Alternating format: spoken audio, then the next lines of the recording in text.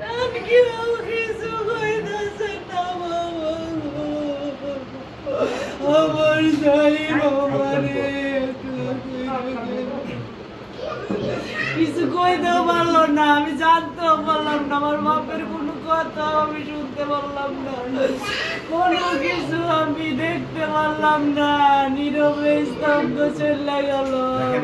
আজকে আপনার সন্তানের মতো এই যে শহীদ হয়েছে, এদের জন্যই কিন্তু আজকে দেশের মানুষ অনেক শান্তিতে আছে।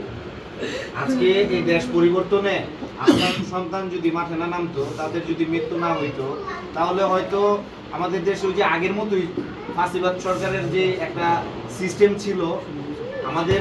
আপনি একটা জিনিস চিন্তা করেন, এই রোজার মাসে দীর্ঘ 20 বছরে যা না দেখছে মানুষ, কিন্তু দ্রব্যমূল্যের দাম এত কমছে, সবকিছুই ধীরে ধীরে ঠিক হইতেছে। এই সব মানুষের দোয়া পাইতেছে, আপনারা দোয়া না পাইতেছে না। এই যে গরিব মানুষ, আপনি যদি কান্না করেন, আপনি কান্না করলে কিন্তু সাইমের কবর আযাব হয়, ওই কিন্তু কষ্ট পায়। আপনি চাই আপনি সবসময় হাসি খুশি থাকবেন, তাহলে সাইমের কবরে সাইমের যে জায়গা আছে, সাইমের মনটা হাসি খুশিতে বইরে যাবে। আপনি সবসময় হাসি খুশি থাকবেন। এখানে হাজারটা সাইম আছে, আমরা সবাই সাইম, সব সাইম, আমরা সবাই সাইম। ব্রেসাই মনে একটা না, ব্রেসাই মনে হাজারটা হৃদয় আছে। যে কোনো দরকারে আপনার সন্তানরা হাজির হয়ে যাবে। আমরা চাই আমাদের মায়ের মুখটা সবসময় হাসি খুশি থাকুক। আপনি কাঁদবেন না, আপনি কাঁদতে চান আমার এরকম করো না, তুমি আমারে না করো না, তুমি এখন আমি বড় হইছি না, তুমি আমারে না করো, আমি ঘরে বইয়া থাকবো, সবাই যায়, আমি ঘরে বইয়া থাকবো না।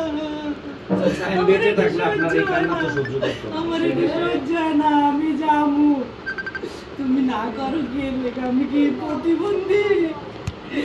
এরকম করে কি আসলে বিপ্লবী সাইম বীর সৈনিক ছিল, যোদ্ধা ছিল, যোদ্ধা।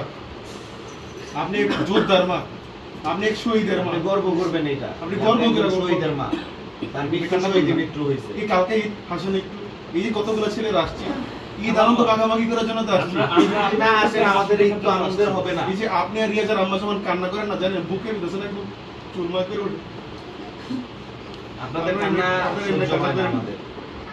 সারা রাত আমি খালি ছটফট করি বাবা, আমার ছেলের সব স্মৃতি মনে পড়ে, বিছানাটা সরাই ধরতাম, মুখে চুমা দিত, সব স্মৃতি মনে পড়ে, আমি কিছু বলতে পারি না।